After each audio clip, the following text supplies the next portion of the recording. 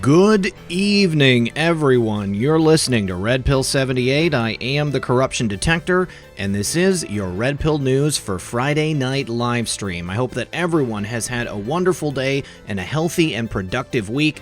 I just want to let everyone know that I am currently on the road traveling to get my car fixed, but I do have an incredible interview pre-recorded with my good friend Mark Taylor. And then at the end, we're going to be listening to a brand new song from my other good friend, Jason Was a Gentile. You don't want to miss either of these guys, so please make sure you stick around. But first, we'll be right back after a brief word from my sponsor.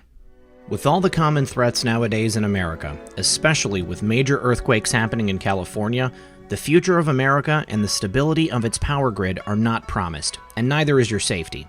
One of the best things you can invest in for your family's protection if the lights go out is a solar power bank. And why not purchase one of the best solar banks on the market, the Patriot solar bank? You'll never waste money on batteries again. The Patriot power bank is solar powered. With a dual USB port, you can charge up to 2 devices at once. You can charge your phone anywhere, anytime with the solar-powered USB port. Users have reported this solar bank to be an all-in-one lifesaver, and wouldn't go anywhere without it. It's lightweight but very durable, compact but great for handling all emergencies. The Patriot Power Bank is the perfect gift for you and your family. Limited supplies last, and this is the very last chance to get yours at a discount before they sell out. So take advantage now and give you and your family the gift of power anywhere in the world. Just visit www.patriotsolarbank.com and use code REDPILL15 to get 15% off. All right. Thank you so much, everyone, for joining us. You are listening to Red Pill 78. I am the Corruption Detector, and with us once again is my good friend Mark Taylor. Mark, how are you doing tonight? I'm doing great, brother. Thank you for having me on your show. Oh, no, I thank you for coming back on the show. You were one of the biggest guests. Everybody just absolutely loved it. And what's really funny is after we talked the other day, somebody on my stream over the weekend was like, when are you going to have Mark Taylor back on? And I was like, hey, surprise, surprise, he's coming back this next weekend. So you guys are in for a treat. Awesome, man. It's always fun to be back on here, man. I tell you, it's fun just seeing what God's doing in today's time right now, man. I mean, all the corruption that's being exposed, all of the justice that's here on the earth right now, it's about to be dished out, hard. Yeah. God told us was coming a long time ago. You know what I mean? God's been speaking this for 3 years, at least through me anyway. Right. For 3 years. And so none of this really should be a surprise to anybody that this is coming, because God said it was coming. So exactly. I mean, that I know that's how I feel, and I know that's how you feel. But right. It's hard for people. I think that no matter how deep their faith is, no matter what they see, people tend to get discouraged. I mean, they see, even if they're not trying to, they're still getting propaganda from the mainstream media. There's like this echo chamber. People on Twitter, especially. I mean, it's a good thing and it's a bad thing. It allows us to get our message out to a very broad audience, but at the same time, people get caught up in all that negativity. Yes. And then they see something like this, Epstein, quote unquote suicide over the weekend, and they're like, oh, that's it, that's confirmation, we lost. And I'm like, no, right. Guys, think of the big picture. No. Yeah, that's right. And you touched on something there. I'm gonna take off on it if you don't mind. You talked about the propaganda. Yep. People listen to the propaganda. I wrote a prophecy a year or two ago called Satan's Frequency. And this thing is even going deeper now. I just found out some more news about this. I can't really go into it. I'll share it as soon as this person gives me the confirmation. I can release the information. Okay. But the Satan's Frequency thing. Now, we all know the chemtrails. They were dusting us with chemtrails, aluminum and barium. They were spraying in the air. Yep. It's not by chance that barium on the periodic table is Ba, and aluminum is Al, which spells Baal. Oh, yeah. That's not by coincidence. Okay, that's not a conspiracy theory. Yep. So I mean, and all these chemtrails were doing stuff to us. We have this heavy metal toxicity, which makes us literally like giant antennas, if you will. Right. So when you listen to the frequencies they're bombarding us with, whether it's the mainstream media, because it's broadcast at 440 hertz, which is what Hitler did. Right. So it's made to agitate, to make you angry. It will literally change your DNA. Yep. It's fear-based propaganda. And it's made to instill fear. Now, here's the other thing. Here's what's going to shock some people. They're doing it from the pulpit. Yep. With the doom and gloom message. They are. So if you take the Christians who go to churches, who listen to the doom and gloom messages, they're also stuck on Satan's frequency. Yep. And you have to change the channel. That's what I tell people. Stop watching the mainstream media. If these guys are doom and gloomers from the pulpit, you need to get out. As simple as that. And there's a whole lot more to that whole story, we can go into later. Sure. But the bottom line is that we're being bombarded with these fear-based messages, whether it's from the church, whether it's from the media, whether it's from Twitter, social media, and people are buying into it. And I tell people, go to the president's Twitter feed, go to his Facebook page, get the information straight from the source. Exactly. And you can go to Q, but you have to be careful because we also know that there is some disinformation purposely with Q because it's part of the operation. Yep. So they get, so don't get up in arms when something doesn't go the way Q may have said it because there was a purpose behind it. Right. And I think, like you said, everyone's faith is at a different level. Our spiritual maturity, each one of us are on a different level. And I think for me, when the Lord gives me a prophetic word, the way I have in the past, I went through one of the John Paul Jackson's prophetic schools, and he used to send us out in teams of 3, and we'd go out on the street or in a mall, and we'd get prophetic words or interpret dreams, and my team would be going in a certain direction, and I'd be going over here in left field somewhere, and I'm like, what is this? I'm not getting any of this that they're getting with this person. Sometimes you get feedback from someone, sometimes you don't. And there were times I'd get feedback, hey, yeah, dude, you were right on or whatever. But this kept happening. They would go in a certain direction. They were flowing over here, and I'd be way over here in left field. And finally, I went to the Lord. I said, what's going on? I don't understand. I'm not getting anything my teammates are, even though what I'm saying is correct according to the person. And I said, they're over here going in a flow, and I'm way over here in left field. And he says, this is what he told me. He says, are you going to go with the flow, or are you going to prophesy what I tell you? Like, yes, Lord. There you go. Message yes, heard. So here's the thing. When some of these prophetic words that God has given me over the years, they're so far in the left field because it doesn't go with the flow, brother. Yeah. So when people see this, I get attacked every day. I'm going to do this show. People are going to attack me. There's nothing I can do. You know what I mean? I get the emails. I get the Twitter stuff. And so it's because they're on a different level of spiritual maturity. And for a prophetic voice, when you always live with a high degree of frustration because you're living way out here on the edge in the future, sort of, and you're looking back and you're going, come on, guys, can you not see this? This is not that hard to see. Yeah. And it's because they're stuck on that Satan's frequency is a lot of it. If you're in the system, the church system itself, that 501c3 incorporated system, that's Satan's frequency, guys, period.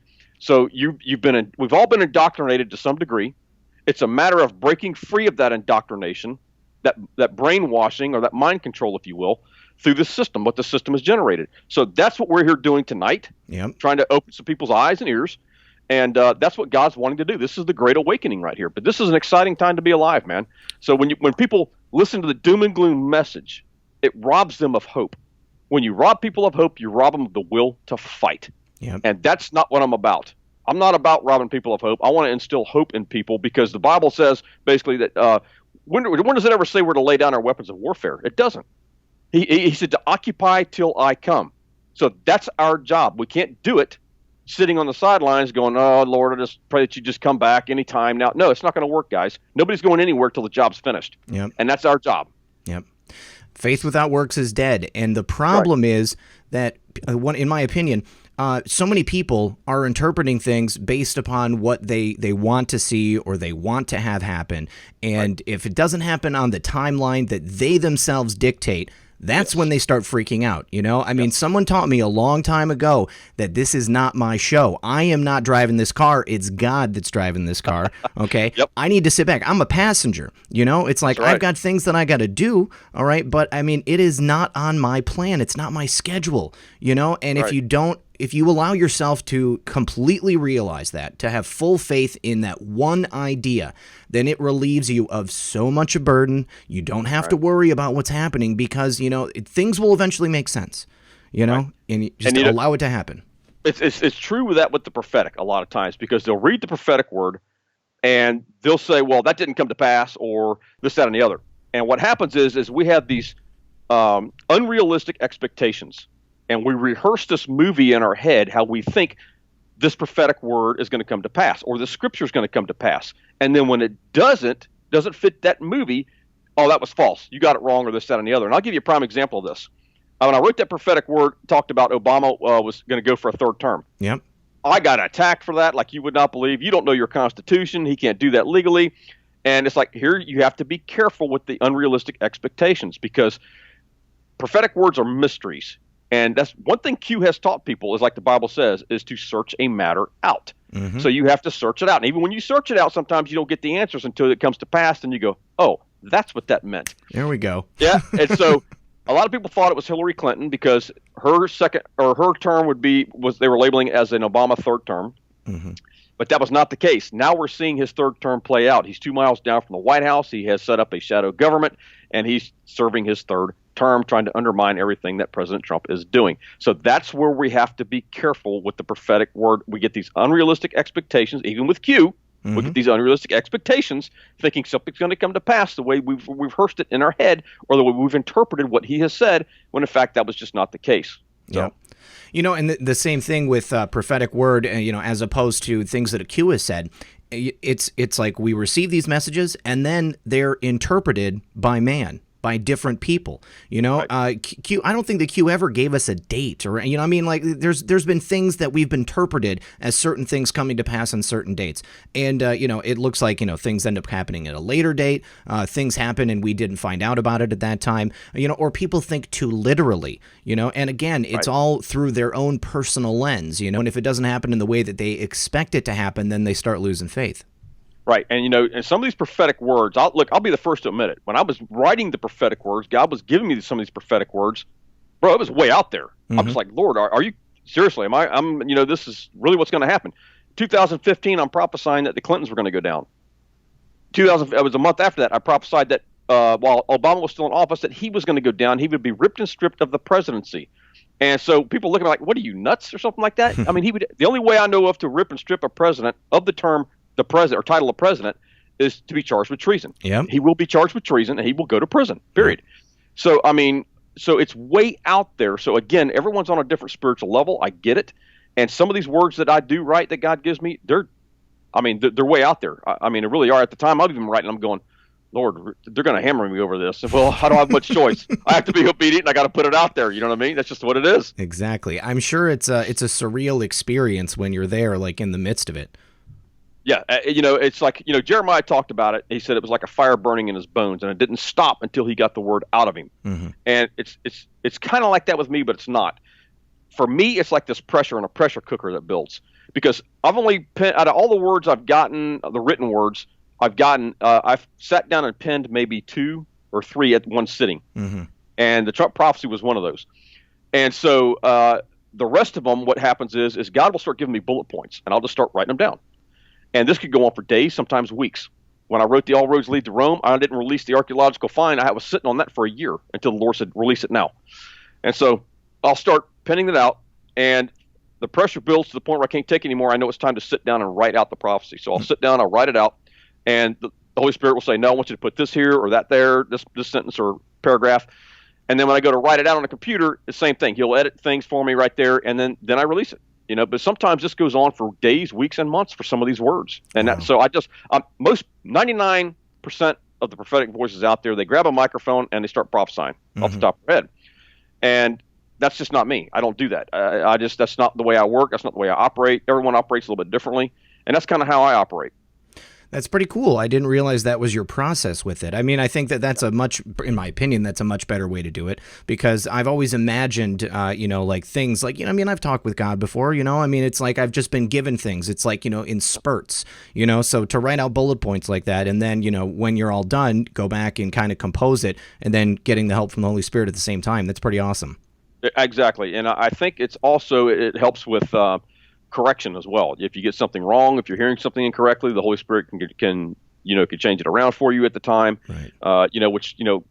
Going off right there on a microphone or something like that. You know, I'm not saying it can't be done. Yeah. It's harder for correction. You know, for the Holy Spirit to correct immediately right there if you get something wrong. Right. And I would imagine for people, I mean, you know, we are men, you know, and I mean, like for most men in a position like that, I can imagine a sense of maybe pride or even hubris coming through, you know, like something is spoken, you know, like, oh, that is directly from God. Maybe it's harder for people to go back and, you know, admit that, you know, maybe they were misinterpreting it, or maybe they didn't get it right the first time. It was just a stream of consciousness. Right. I think a lot of times we let pride can't enter. You have to be careful with that. Yeah. Because look, nobody's flowing that I know of on the face of the planet. Nobody's flowing in 100% accuracy that I know of. prophetically. Yeah.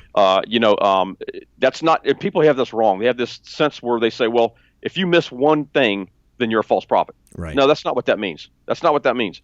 It means the character of man is what makes a false prophet. Mm-hmm. When you have a corrupt character, Yep. that's what makes you false. Yep. Because let's face it, God can change his mind. It's biblical. Mm-hmm. And people can repent. Yep. So what was prophesied, the people listened, acted on it like Nineveh type situation where they repented and it changed the city overnight. So you have things like that. When Jonah prophesied that, he got mad because he wanted God to bring down judgment. Yep. Kind of like some of the Christians we see right now. They want Right. judgment on America. Yep. And it's not that way right now. It's on the systems right now. So I mean, so there's other things in the mix that people, some of these religious spirits, if you will, they come out here and say, "Oh, you're a false this, false that." Well, no, it's the corrupt character of man. You judge a prophet by his fruit. Period. Yep. What's the fruit that he's producing? Didn't say anything about accuracy. Yeah. Because we're going to get things wrong from time to time. I think that's what keeps prophetic voices humble. Yep. Number one, but also God can change his mind, and the heart of man can repent. There we go. Have you received any new prophecies since the last time we spoke, or have you been working on any, going back through and looking at things that have happened? There's been a lot happening, even with this prophetic words that I've got in here. I haven't released a written word since January of last year, but I've released, bits and pieces of what God's showing me, verbally, on here. Sure. The other day, the Lord had given me 2 prophetic occurrences to confirm that, and he told me, he said, look, the hordes of chaos have been released. And it was right after that, I believe, that Epstein died. Okay.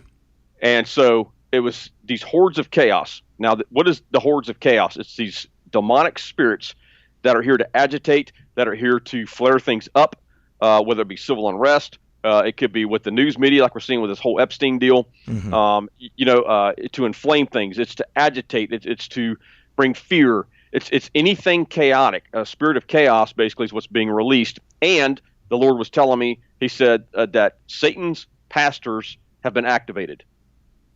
Now, let me say that again. Satan's pastors have been activated. They are part of the hordes of chaos. And this is the doom and gloom from the pulpit that you hear. I get the emails. I've heard everything under the sun here of what's coming. Florida's going to be buried by a tsunami. It's going to go all the way to the Appalachian Mountains. I had someone saying there's going to be a fire start in South Florida and North Florida. They were going to meet and it was going to be destroyed. I mean, you hear all these things. And it's just like, guys, it's like, this is the Satan's frequency you have to warn about. It's like, because there's a whole lot more to Satan's frequency than what meets the eye. And maybe when I come back on next time, I can go a lot more in depth than that. But the Satan's frequency, when you're tapped into that, you're hearing the plans and seeing the plans of the second heaven. In other words, the demonic. Yeah. And they're being prophesied if it were the plans of the third heaven, which is where God resides, of heaven's plans. And that's simply not the case. And so when people come to me with this stuff, I'm very guarded with this stuff. It's like, look, guys, you have to be careful who you listen to. Q has even told us this from a political standpoint, or from like these shows. You have to be careful who you listen to, who you follow. And I'm going to tell you from a spiritual standpoint, you better be careful who you follow from the pulpit, guys, because some of these guys are Satan's agents, period. We all know that the seminaries have been infiltrated by the CIA years ago, back in the 50s and 60s, I think it was. They can look it up. The mind controls going on in the seminaries, which is now happening in the pulpits, which is happening to the people. Yeah. And so there's again, it goes very deep. And so the mind control is going on with the pulpit. So, you just have to be careful. We have to be praying for wisdom and discernment right now in these times as to who we should be following, who we should be listening to, even our music. Yeah. I mean, look, let's face it.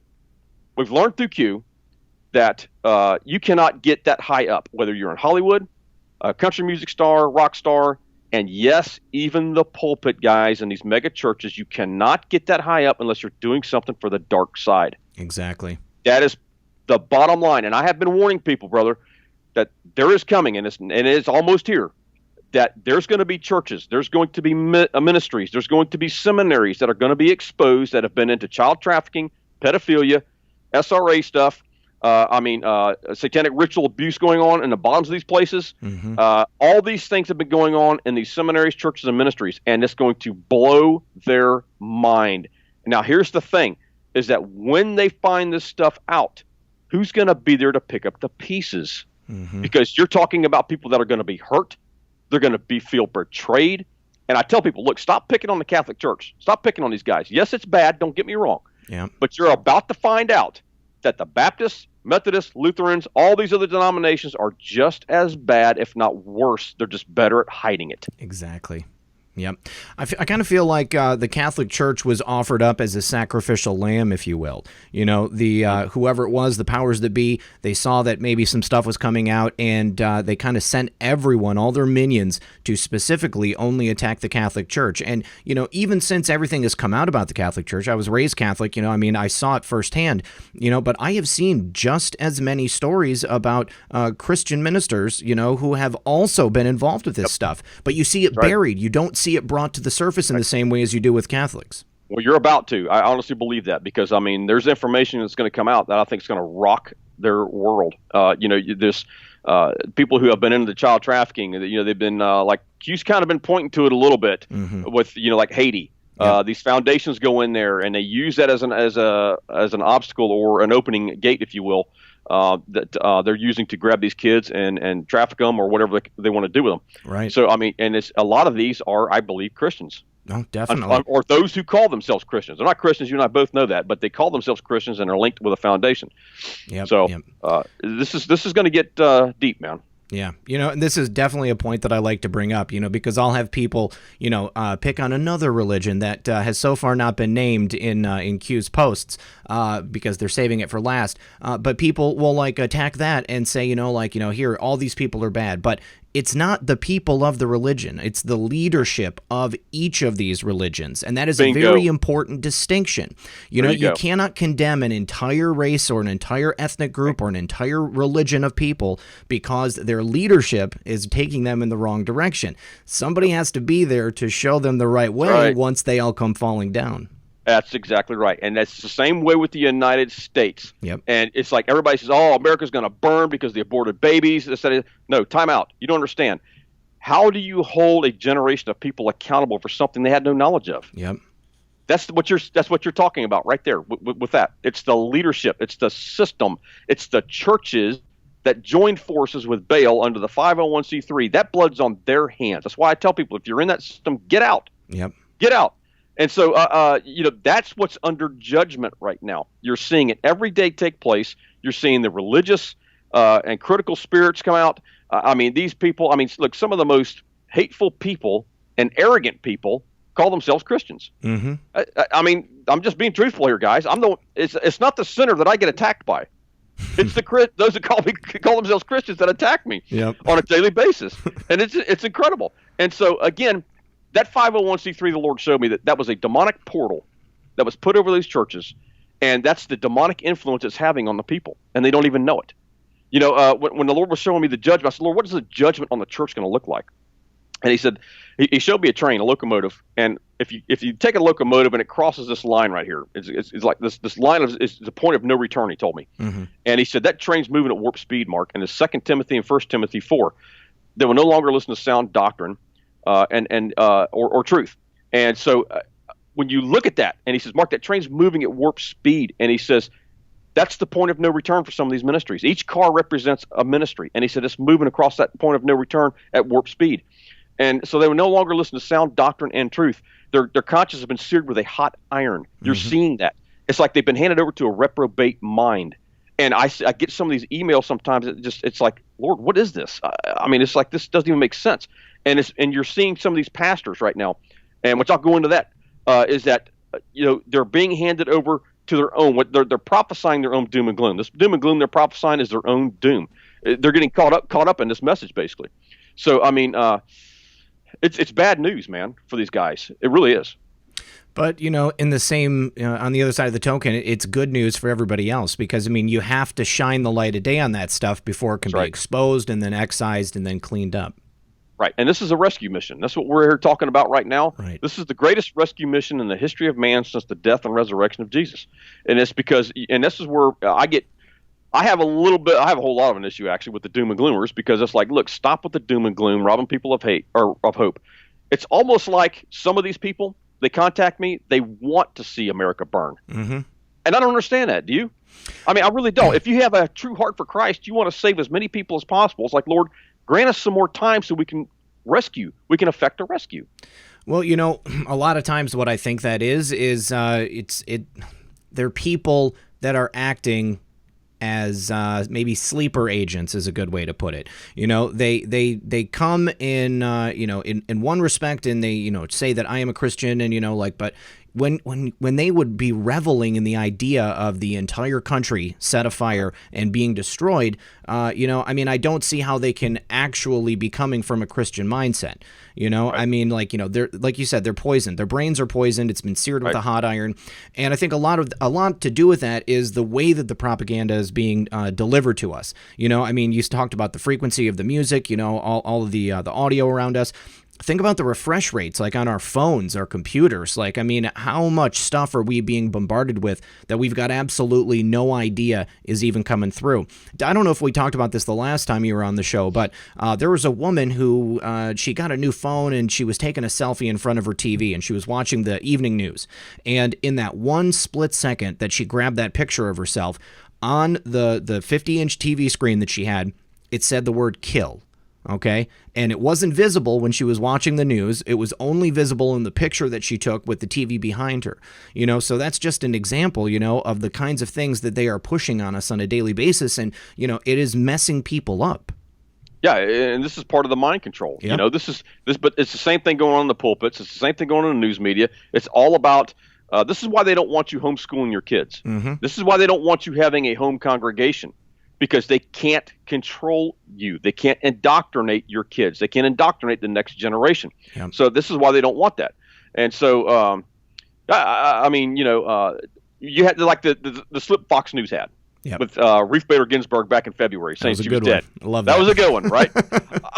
Is she dead or alive? Hey, I don't know. All I know is that I think she's gone, but hey, that's not here nor there. But I think they're waiting for the right moment to drop this thing. Oh yeah. Who knows? But but it's that type of thing where they flash it up and then it's that subliminal message. That was a mistake, I believe. That was a mistake. Yeah. But they were preparing for that. And it's like, I think there was a talking about the news media is preparing for a huge thing in the next 8 days for a huge death in the UK. It could be Prince Andrew or the Queen or something like that. Yeah. So here we go again with the 4 a.m. talking points. Yep. And don't think for 1 second these churches don't get their 4 a.m. talking points. Mm-hmm. A lot of these mega churches are Illuminati driven, mm-hmm. and they're controlled by the Illuminati. They're told what to say, told what to do. And so they get their 4 a.m. talking points. And I had 2 hit pieces put out on me the other day, one by Right Wing Watch and Charlotte something or other. I can't remember what the name of it was. And they almost said the same thing. I'm thinking, they just get their 4 a.m. talking points on me. Their desks are right next to each other. You know what I mean? It must be, man. So, this is amazing. It's because, people get caught up. We're talking about this end time stuff or this, that, and the other. We have the technology. When I said this on a major TV show, everybody freaked. I said, you don't understand. We have the technology to make it look like Bible prophecy is coming to pass when, in fact, it's not time yet. Mm-hmm. And it throws things into a quagmire with the Christians because they're falling for it. Mm-hmm. And it's like, look, I'm not saying that Jesus can't come back anytime he wants. He can come back before we finish the show. That's not what I'm saying here. What I'm saying is that you're reading the signs incorrectly, mm-hmm. because we all know technology driven. They can make hurricanes, mm-hmm. they can do the earthquakes, tornado, whatever the case may be, right? We know that. And they're reading this like the signs are here for the end. And I say, no, the earth is moaning and groaning for the sons and daughters of God to come forth. Mm. That's what we're looking for right now. That's what God's calling forth. I believe, we've had enough people repenting at this point. God said, if you give me 10 people, all the way down from 50 to 10 people, I'll spare Sodom and Gomorrah. But he couldn't find the 10 people. Brother, there's more than 10 righteous people listening to this show right now. Oh, definitely. You know what I mean? Yeah. So why would God, and here's the thing, if America was under judgment, why would God bring in Donald Trump? Exactly.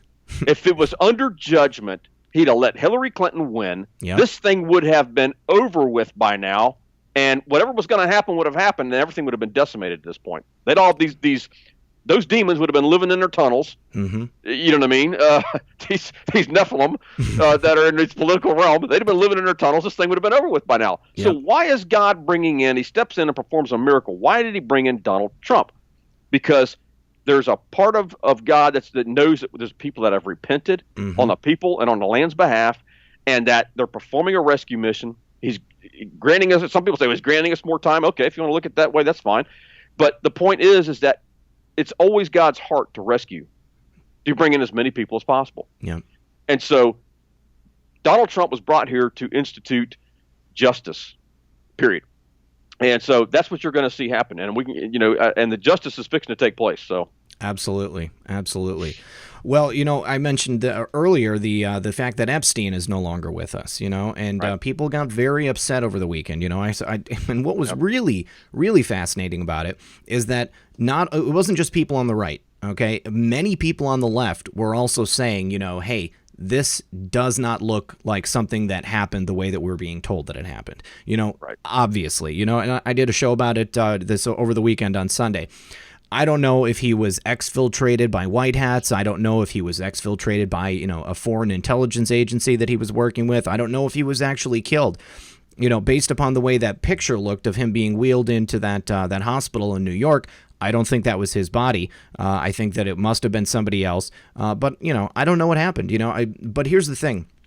When it comes down to it, although it would have been really, really nice for us to have Jeffrey Epstein sit trial and have, face all of his accusers and, be brought to justice, I think that it is far more important for all of his co-conspirators to be brought to justice. Right. And what's really good about it is that the Department of Justice, Bill Barr, the FBI, they're not going to let all those co-conspirators walk. I mean, Bill Barr just spoke about it on Monday and stated that, they cannot rest easy. I think they're actually going to go harder against all of these people now, because without having the Epstein testimony, that would have been enough to convict them. Epstein's testimony, along with any, blackmail evidence that he had, that would have been enough to convict.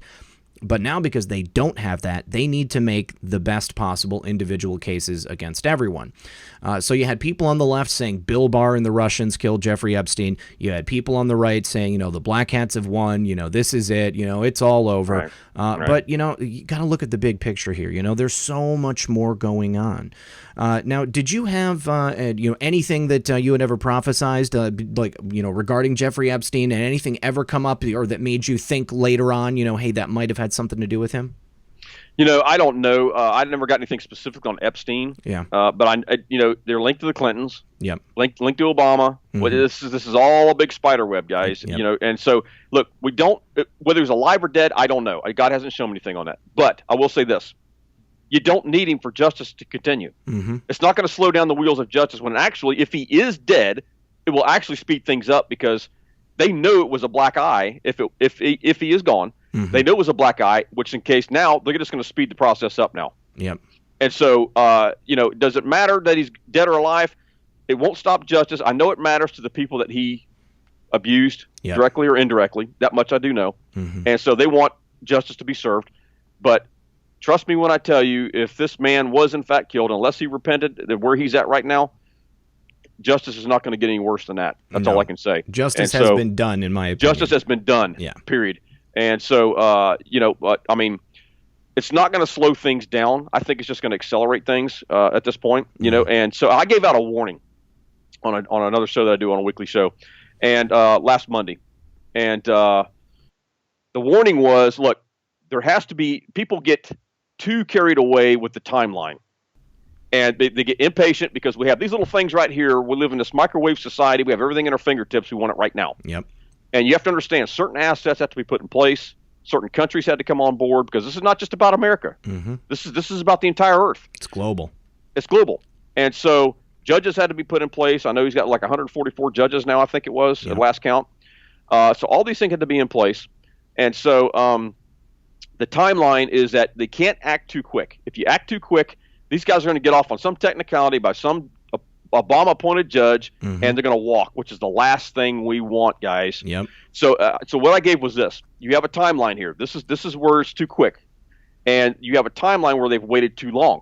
And this is what the Lord's been showing me, is that they have an opportunity. This is the timeline that they have to act in as far as the mass arrests are concerned. We know the mass arrests are coming. I think we're past this now. We have enough assets where they don't have to act too quickly at this point. So we're somewhere in here right now. But if they get to this point right here where they've waited too long, what the Lord has shown me is that if they wait too long, it's going to turn out to be another Benghazi or a Mogadishu, where the Patriots are going to rise up, and they're going to go get these guys, drag them out of their offices, and drag their homes and drag them through the streets. Yep. And so that's where I believe the warning comes in for the government. They have to act if Epstein was in fact killed, all right, which we don't know. If he was, I'm saying, they really have to act now because people are going to lose hope that justice is going to get served. The people aren't asking for justice, brother. They are demanding it. Oh, yeah. They are demanding justice, so they're walking a fine line right now as to where are we at in this timeline. They can't wait too long, but they can't act too early. Yep. So that's the warning. I'm not saying this is going to happen, but if they don't act in time, there's a very good possibility that could happen. Oh, definitely. And that's one of the things that I'm really worried about. And when it comes down to it, I don't believe that that's going to have to take place. I think that President Trump, I think that his administration, they are competent enough to know that is something that could legitimately take place. But if that happens, then the people that are involved, even though they might have the best of intentions because they're fighting evil, they're going to lose their humanity. Okay, they're going to find themselves, I think, in a position that they really will not ever be able to turn away from. They're going to, remember that. It's going to put a dark stain on their soul. Right, and that's what I tell people. It's like, look, I hear the chatter. All right, I'm a Second Amendment guy. I've grown up with a big family, hunters and fishermen, guns, this, that, and the other competition stuff. And so I follow in those circles a lot. And I hear the chatter. And it's like, guys, you guys need to take a deep breath here. Because it's like everyone's getting pumped up for something coming here. And it's like, take a deep breath here. And if Epstein was in fact killed, it doesn't look good to other folks out there. This is why they need to act and do something quick. It's like if they wanted to hold off and buy more time, make 1 or 2 high-profile arrests and perp walk these jokers on international television. Right. To show people that justice is coming. That will stop that. That will buy some time if they need more time.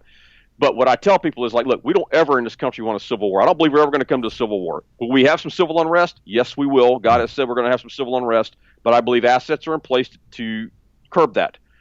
And so, but don't get caught up in the narrative of wanting to go out here looking for trouble and say, look, Antifa's going to be over here in Portland, so we're going to go teach these guys a lesson. I've heard that from some of these guys. It's like, no, guys, time out.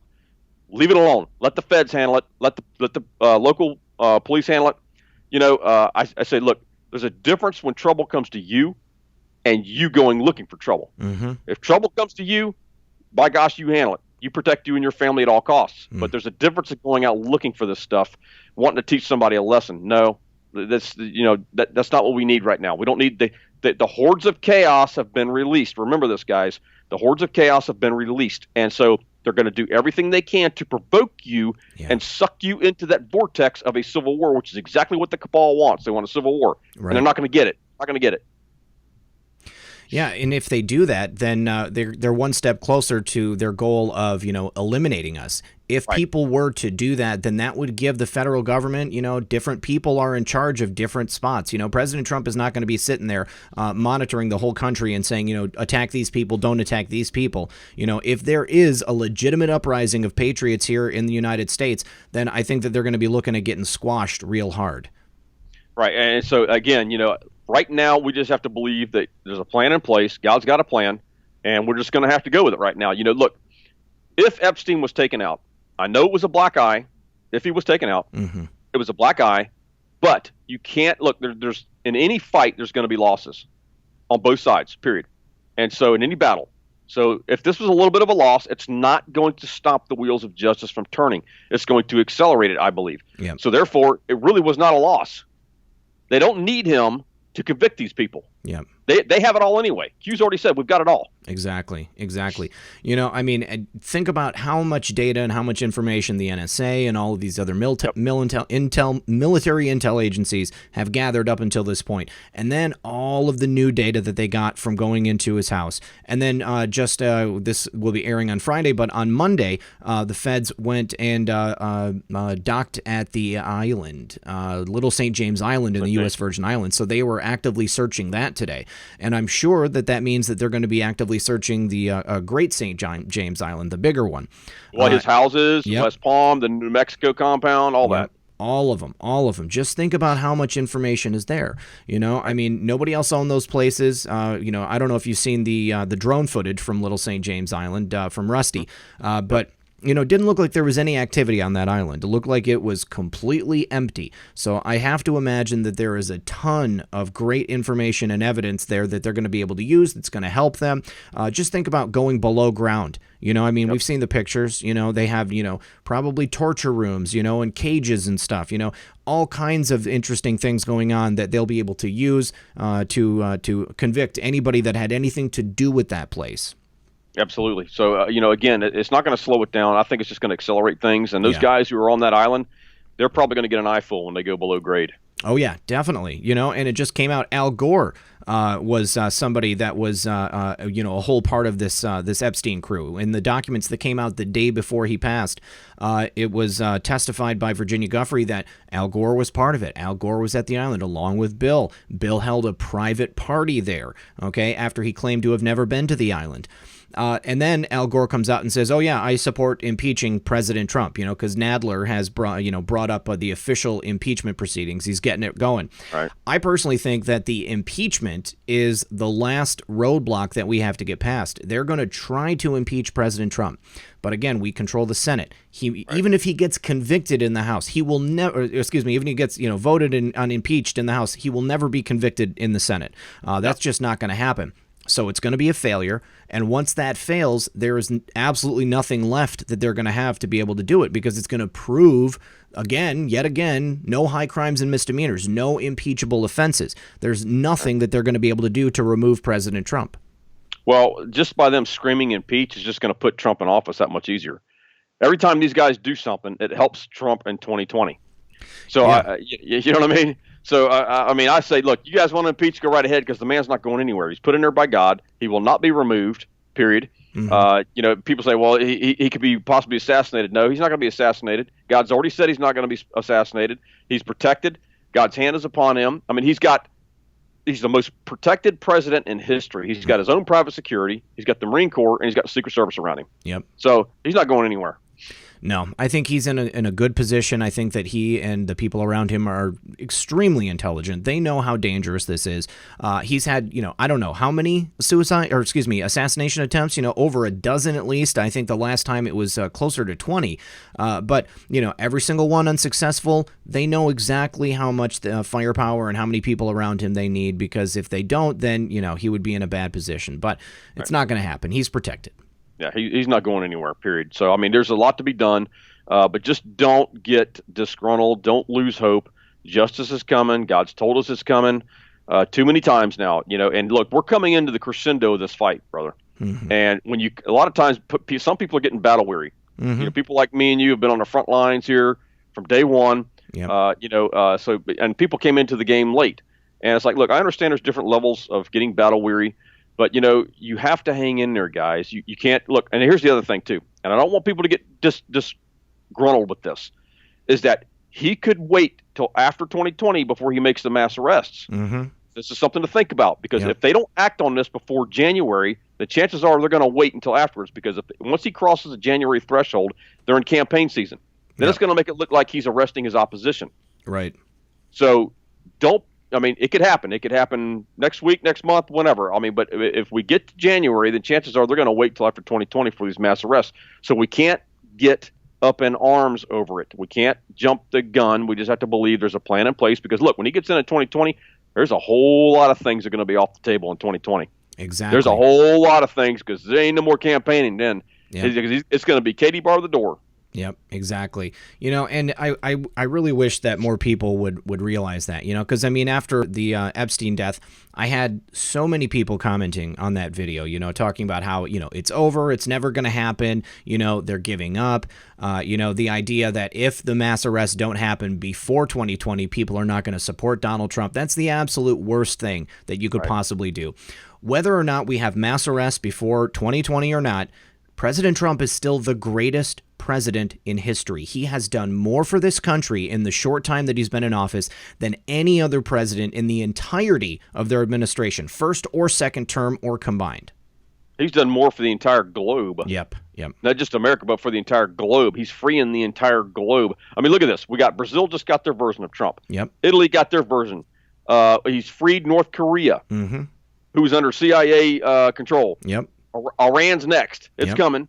So we got all these things happening right now, that are across the globe. Why is God doing this? Well, he's doing this for, I believe, one reason and one reason only. It's because so that the gospel can freely go forth across the earth, period.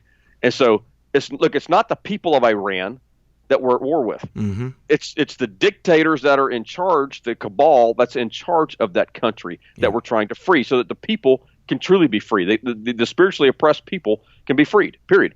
Exactly. It's the same way with Israel. Israel, we're not at war with Israel. We're not against the Israeli people, the Jewish people. We are at war with the cabal who's running Israel. It's no different than the United States. The United States, it's not the people that's bad, it's the people that were running it. The cabal that was running it. Yep. Yeah, the cabal is situated in every single government in the world, as far as I'm concerned, in every level of power, in every religion. It doesn't matter. They have had thousands of years, to get themselves to the point where they could start doing that, okay? So at least hundreds of years of just infiltration of, modern governments, power systems, companies, banks, every single place that you can possibly imagine. We were talking about the religious, the seminaries and stuff that were infiltrated, like Jesuits. That's an excellent example right there. Jesuits run schools all over the country, and those Jesuit schools pump out people who end up becoming senators or CEOs, right.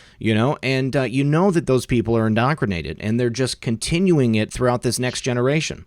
Yep, absolutely. And so if you look, they've infiltrated every level of government, every level of religion, like you said. Look at what happened with Epstein. Let's if he is dead, how they got to him. Now, I find it a little strange that El Chapo, which nobody ever talks about El Chapo, who is the guy who put a $200 million bounty on Trump's head originally, and was finally caught, which was in one of the prophecies, and this guy's in the same facility at the same time as Jeffrey Epstein, 3 doors down. Mm-hmm. Nobody's talking about that. He was 3 doors down.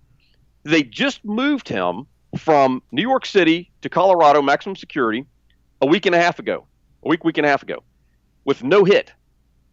And it went public on the headlines that El Chapo was naming names. He was calling out politicians, naming names who he had paid off. Really? Yes. I missed it. I totally missed it. So, now they didn't mention the names, but he said they went public with the headline saying, no, he is mentioning names, period. Wow. Calling out the people he had paid off, which is why you saw Pelosi pictures down in Mexico and all the, down there. She was in Italy with his wife. With El Chapo's wife. Yeah. But they also have pictures of her down there in South America somewhere. I can't remember where it was at. I think she's in Guatemala right now. Okay, well, yeah. So anyhow, they move him successfully, and nobody hit him. Yep. And he's 3 doors down from Epstein, but yet all of a sudden Epstein disappears. Yep. I don't know, bro. I don't know. I'm not saying one way or the other. All I know is that nobody's talking about El Chapo, and it's not coincidence those two guys are in the same hallway, right. 3 doors down from one another, Well, I figured that they put them in that same facility because the security was so tight, El Chapo seems like the kind of person that they would want to go ahead and do away with, so that he couldn't name names like that. Obviously, Epstein, the same reason. He has so many powerful people that he could implicate in his crimes. And if this was a black hat operation, then he was killed, or even if he was allowed to kill himself, there would have to be so many people in that prison who would have to be on the take, who would have to have been compromised. And, so based on that, I lean towards the idea that he was, his death was faked and then he was removed as a means to kind of keep him safe. We'll see what happens, how it bears out, but I'm holding out hope. Yeah, we'll see what happens, because there's both sides of the story. I can see, I can see it going both ways, honestly. Right. It's hard for me to see him being suicidal when he's on suicide watch because these guys have paper sheets. Yeah. There's nothing to hang himself from in the cell. Here's the thing. The autopsy report came out, at the time we were filming this, just earlier today, and they said that that's how he hung himself, was with his sheets. And the first thing I thought was, they're paper sheets. They're paper sheets. How did he hang himself? Where did he hang himself? Because he can't hang himself from the lights because there's nothing there to hang from. Right. It was the top of his bunk bed. They said it was the top of the bunk bed. He just tied it around and leaned forward, and that was it. Gotcha. No. Okay. I don't know. All right. Yeah, I don't either, man. I just, again, I don't know. If it was a white hat or a black hat operation, I don't know. I can see it going both ways. However, if it was a white hat operation where they did, pull him out and it was keeping him, and then portraying it as a suicide, I can see it going that direction. Yep. Disinformation, where you give the enemy a win. Yep.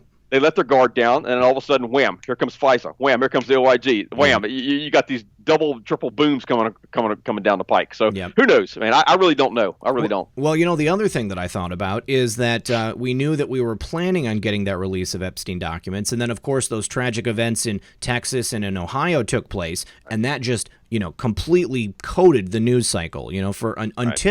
Until we have the death of Jeffrey Epstein. And now Epstein and his crimes and his co-conspirators, they are all back in the news. Right. So again, I can see that being in play as well. This is 4D chess, which, the maestro is pretty good at, you know what I mean? Exactly. Well, my friend LT from Man We Know, who does the Serial Brain videos, he just did a video the other day with the decode from Serial Brain where Serial Brain says, oh yes, no, he is safe. He was exfiltrated and, that's how it goes, but again, it was a great video. I don't know if you've seen it, but you should totally watch it. Yeah, it's a good one, but, yeah, I don't know. We never know. All right. Well, Mark, have you seen anything come up within the last, 3 months since last time we talked? Or when was the last time? We think it was back in March. So we're going on 5 months now. Anything that you've seen come up that you watched it happen in the news, and then you went back and you started looking at the prophecies, and you were like, okay, this is making sense. There's a bunch of stuff, honestly, man. It's too much to even go into this little time we have left now. But there's just again, we rehearsed this movie in our head thinking the prophecy's one way, and then you start reading it, and it's like, oh my gosh, that's what that meant. I'm seeing this really starting to play out. So what I would suggest to people is go to my website, swordrescue.com, SORDrescue.com. They can print off these prophecies for free.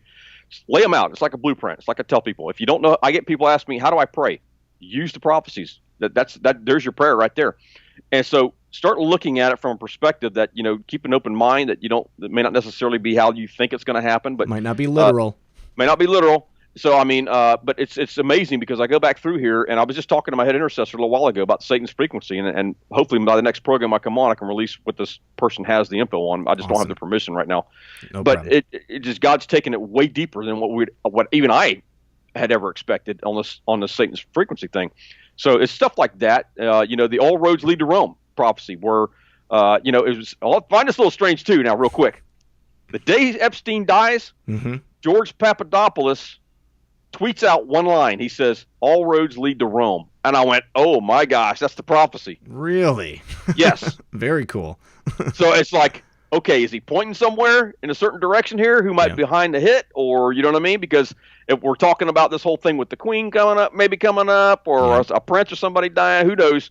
And so all roads lead to Rome, brother. Yeah. We all know the Vatican is just corrupt as it can be, and that's where all these things come from, unfortunately, because it's under the Rothschild governance. Exactly. And speaking of the Vatican, that reminds me that recently I saw a tweet thread, I believe from Tiffany Henry, yes, talking about Mother Teresa and her head aide or whatever had been beaten to death in front of a bar in England. And then she put together a bunch of information showing that the orphanages that Mother Teresa had been running had been used for child trafficking. And ironically, or maybe unironically, Hillary Clinton and Mother Teresa had an orphanage that they started in Washington, D.C. together. Yeah, anybody that's in covenant with Hillary Clinton, you're going to have be suspect. I'm sorry. No, exactly. I don't care who it is, and there must be something to it, because I think it was India had given her a name or something like that. They were fixing to revoke her name or something like that, her status or something. I can't remember what it was. I think they petitioned the Vatican to revoke it. Yeah. Okay. So India was fixing to revoke her status or whatever it was. So it must be some truth, brother. And see, this is the thing that people don't understand how deep this goes, is that there's going to be some big name people that people trusted out there, especially in the evangelical world, that's going to get exposed in this. Yeah. So be prepared. Most definitely. Well, let's see. I'm trying to think. I wanted to ask you about that bridge thing because I had somebody had sent me a text late last night mentioning that, and then somebody dropped the actual post in my my Discord server. Did you ever receive any prophecies that led you to believe that there would be something like a death in the royal family or anything related to that? No prophecies directly, but I will say this. I do think that they're going to be exposed. I think just like anything else, like we're seeing right now, they're not going to be immune to what's coming. Believe me. And they're going to do everything they can over there to protect that because, you know, it's really strange because I have family in England. That's where my mom is from.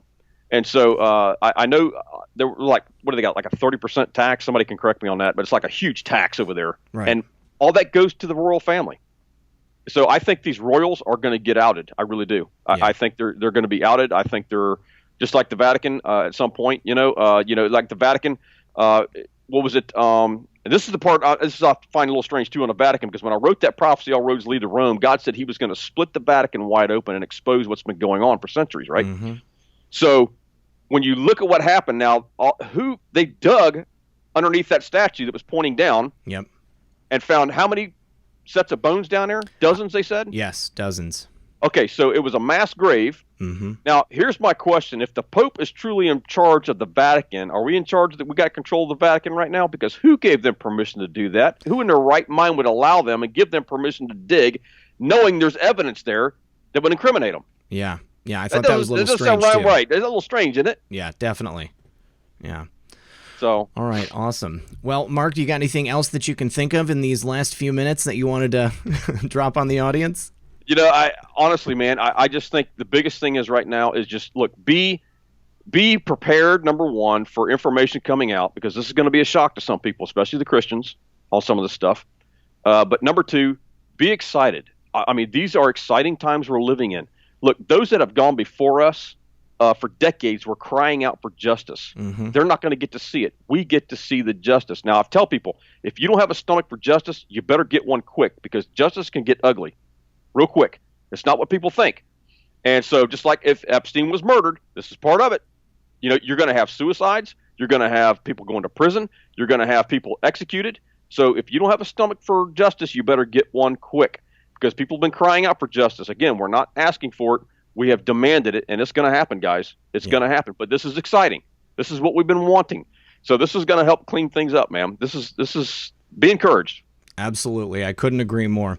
All right, Mark. Well, thank you so much for joining us today, brother. I really do appreciate it, and I'm looking forward to the next time that you come on. Are you going to be doing anything new in the future that you want to tell the audience about? Any plans coming up? Just my normal stuff, just the interviews that I do right now. Okay. I've got the new book, the new updated and revised edition of the Trump Prophecies. They can go to Amazon and they can pick that up. Awesome. All right. Well, everybody, thank you very much for tuning in, and thank you once again, Mark Taylor, for joining us. As always, this has been Red Pill 78. I am the Corruption Detector, and this was your Red Pill News. Good luck, everyone, and God bless. Welcome back, everyone, and once again in the house is my good friend and musician, Jason Was a Gentile. How you doing, buddy? Excellent, man. So excited to be here. How's everything going? Everything is great. I'm living. It is beautiful outside. Actually, right now, while the show is airing, I'm on my way to California.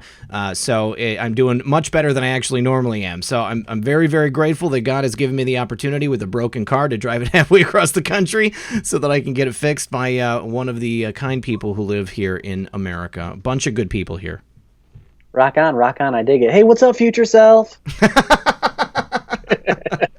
I love it. Hey, you got a little bit of a decor change in your office there. Is that for us? You got some sound deadening comforters going on?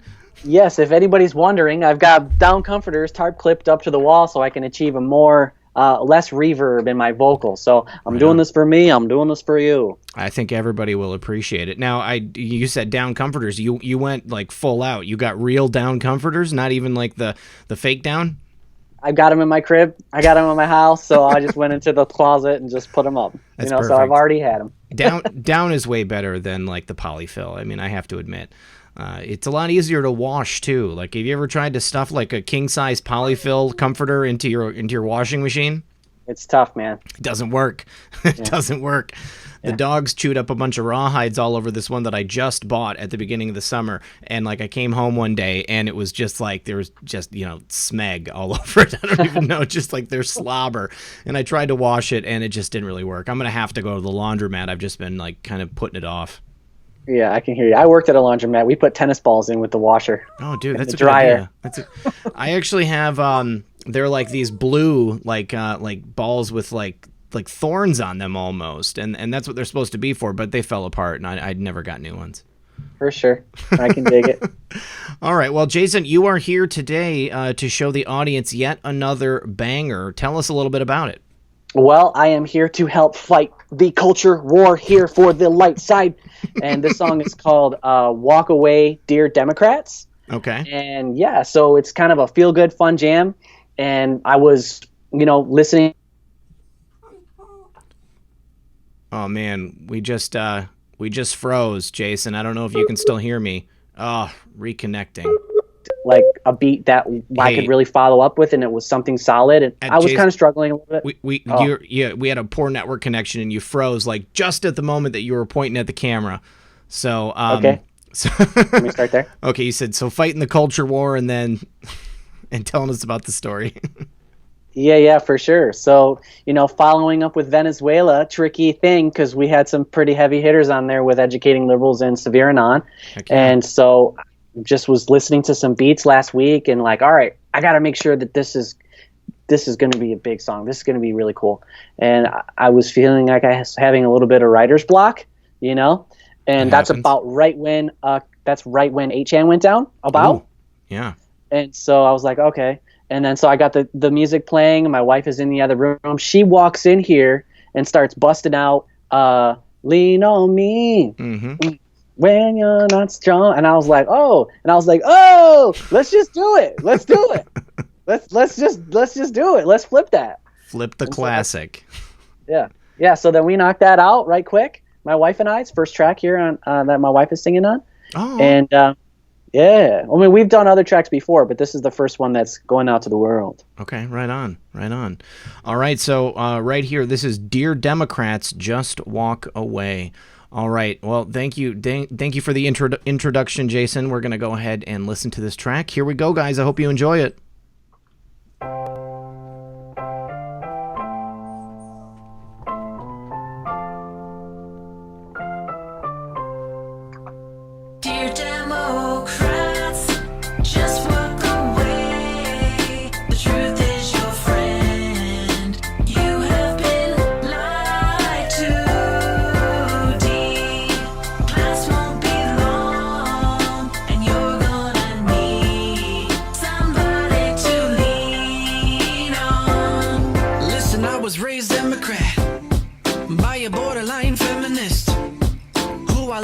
Respect, still I walked away, yeah. I was taught to be a liberal from a guy who was 20 living in the 70s.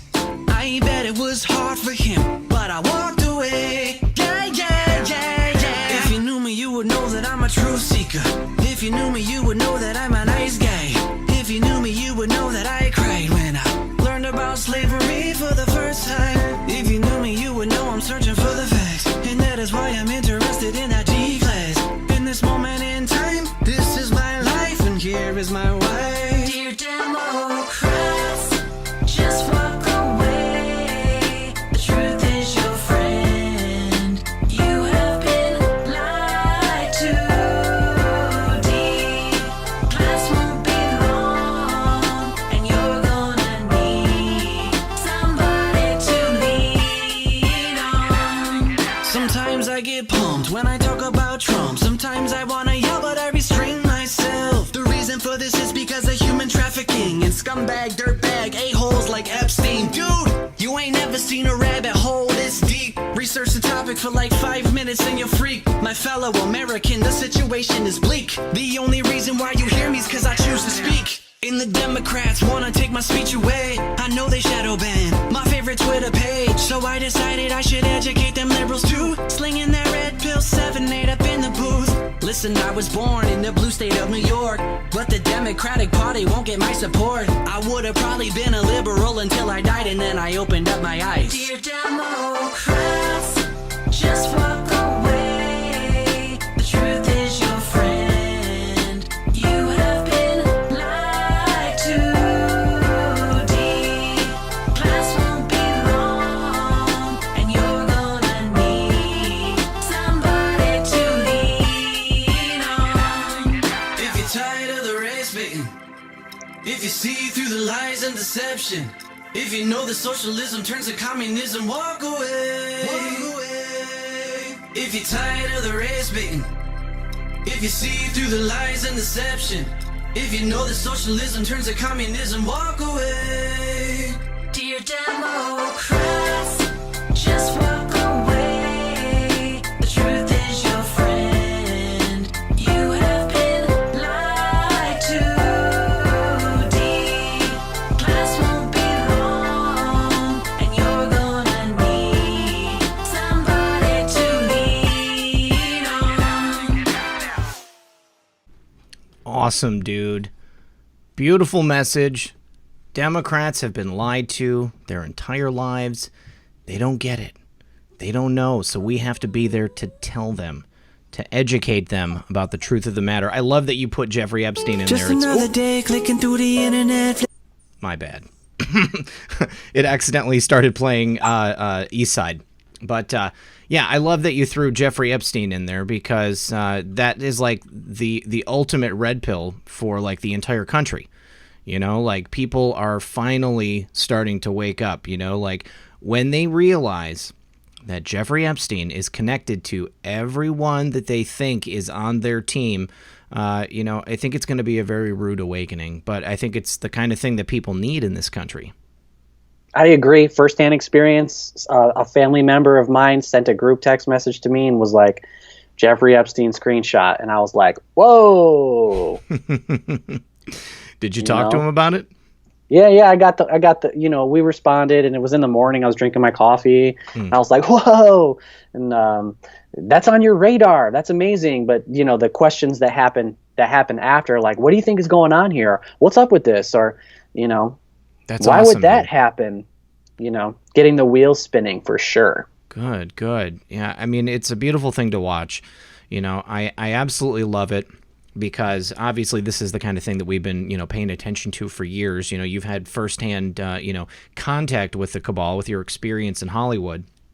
And not a lot of people have, you know, and I can understand it's not the kind of thing that you just necessarily want to bring up to your family. I mean, this is a heavy subject, you know. I mean, like, when you realize that it's all about human trafficking, it's all about the commercialization of selling children, you know. I mean, like, how do you just bring that up to people without sounding crazy, you know? I mean, I tried for a couple of years, and I did sound crazy, and I knew it, so I couldn't just do it. But now it's like, hey guys, remember back in 2010 when I was trying to talk to you about this? I know, Red Pill. It's crazy. And there was a recent special on the Mark Levin show, and there was a guy that went on there and he broke it down. And you want to know what's crazy? It almost kind of brought me to tears a little bit, because I had the exterminator guy come to my house about a couple months ago. Right. And we're cool. We talk. That's how I roll with people. Like, we talk to each other, and I like to, you know, be friends with people, and it's all good and engage in conversation, even if you're coming to my house to do a job. Sure. And so we get to talking. We talk for about 45 minutes. And then somewhere in the conversation, he tells me that his daughter, who is like, you know, a little person, you know, I don't remember the exact age, but let's just say old enough to start an Instagram account. Okay. But still young enough to be in her own room with the door locked all the time. Yeah. Right. And then he's telling me that he tells me that some dude has been writing his daughter on Instagram. Wow. Asking for pictures. A grown man. And I was like, he was telling me this, but then as he's telling me this, I'm putting the pieces together. Like, what's going down here? Mm-hmm. He did not put the pieces together until I told him. And I was like, do you understand that what he's going to try to do next is set up a meeting with her, and then sayonara. Yep. And then she's going to get sold over and over again. Do you understand that that the traffickers focus on families who are working 9 to 5s, living a complacent life. Everyone's got the iPhones out sitting at the TV. No one engages in conversation. Yep. We're blasé, lackadaisical about everything. And the kid is in the other room disassociating from everyone on their phone, playing video games or whatever she does in her room or he does in his room. He's 10 years old. I don't know what he does, but it's probably fine. He's playing video games. Meanwhile, he started his own social media profile. He or she is not getting the affection or the adoration or the communication or the interaction because dad and mom is too tired. Yep. And then, so they're in their own little world. And what do? They spew on social media because you can get a double tap and you can get a like, and that's affirmation. Yep. So people are taking pictures of themselves, kids, and all sorts of, getting on social to get some sort of affirmation, not realizing subconsciously that that's what they're doing when they should be getting that at home. But everyone's too tired because everyone's in debt. Yep. You know what I'm saying? And Yep. it's like, and this guy's standing on my doorstep. And his daughter's on the precipice of being trafficked. Yep. And he doesn't even realize he's standing at the edge of the Grand Canyon. It's what I'm so saying? scary. It's awful, and it's something that's so difficult to get away from because, like you said, everybody's in debt. We have created this society where people are forced to work until they're ready to just fall asleep, and it's been destroying the nuclear family. That's just another chink in the armor. Everything that they've done has been to systematically dismantle the family and to take everyone apart from each other and to make these kids vulnerable so that they can be easily picked off. The days of, guys driving around in a van or in a, crappy old Oldsmobile and just snatching kids off the street, I'm sure it still happens, okay? But now it is starting on social media. These people are being groomed over the internet, and it is one of the scariest things I can possibly imagine. And when you cruise through profiles and you get the hang of it, just like you do anything, when you start doing anything, whether it's, putting air in a tire, you put enough air in tires, you figure out exactly how to take that spigot off the thing. And then, so if you look at enough social media profiles, you can get into a thing where you can start to figure out who the isolated children are. Mm-hmm. And then, and it's a numbers game too, I'm sure, right? Yeah. It's like, I got, let's say this guy's like, I've got like, I got like 30 kids going right now where I'm interacting with 30 kids. I get one kid, each one child is worth $250,000 a year. Yep. So they're working 30 profiles. All they need is one. Yep, exactly. So to them, from a business standpoint, it makes sense to cast out the net and do the deal. And then everyone is just complacent. The parents are completely and utterly complacent. Nobody's talking about human trafficking. It's all happening right before our very eyes, under our noses, and they have no idea it's going on. And it's not just, like you said, it's not just happening to the let's just say as an example, though there are many other examples, and let's say a disadvantaged inner city kid whose mom is a prostitute and dad is a crackhead. Mm-hmm. That's not the only person that's vulnerable. Yep. You know what I'm saying? This thing shows no bounds. You know what I mean?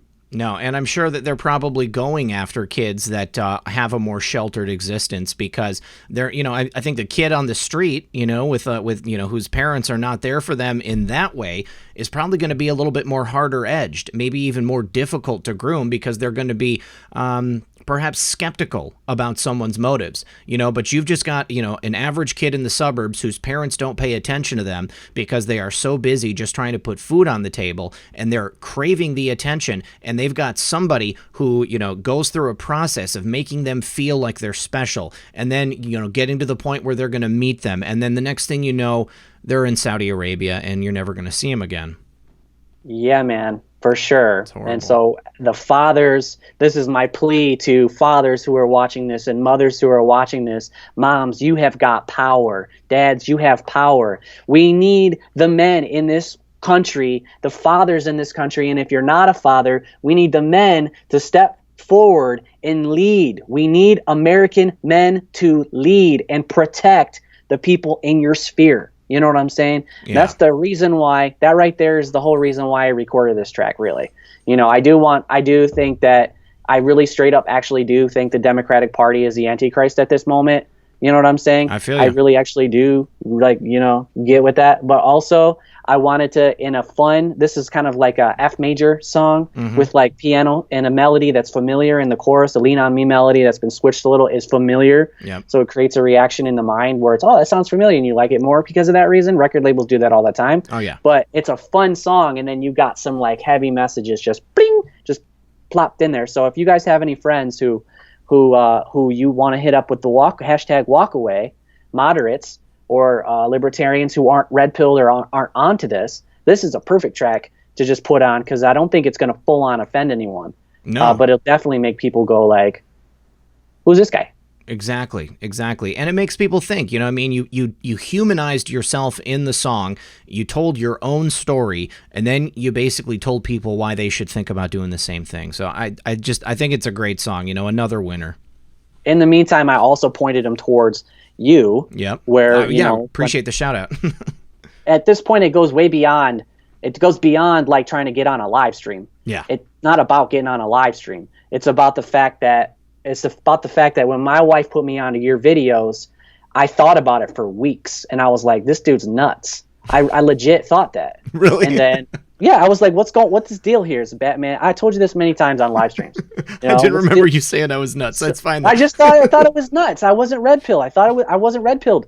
I thought it was nuts. I thought the whole Q thing was nuts. I had to think about it for weeks before I even to look into it. That's so But great. now I want to point people to you.